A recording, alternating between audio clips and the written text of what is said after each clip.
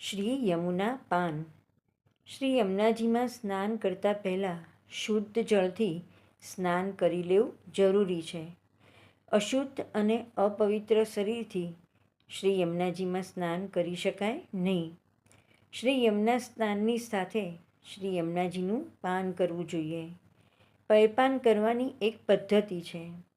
શ્રી યમુનાજીનું ધ્યાન કરીને પહેલાં શ્રી યમુનાજીનું પૂજન થાય.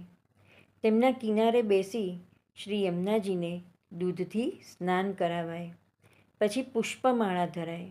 પછી દૂધ ઘરની સામગ્રી ભોગ ધરાય. ત્યારબાદ શ્રી યમુનાષ્ટકનો પાઠ કરાય. શ્રી યમુનાજીને દંડવત કરવાના. બહેનોએ દંડવત ન થાય, પંચાંગ પ્રણામ થાય અને છેવટે નીચા નમી જમણા હાથમાં શ્રી યમુના જળ લઈ આપણો હાથ મોંને ન લાગે એવી રીતે અદ્ધરથી પાન કરવું.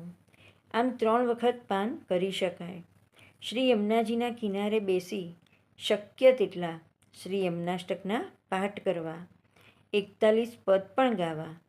આમ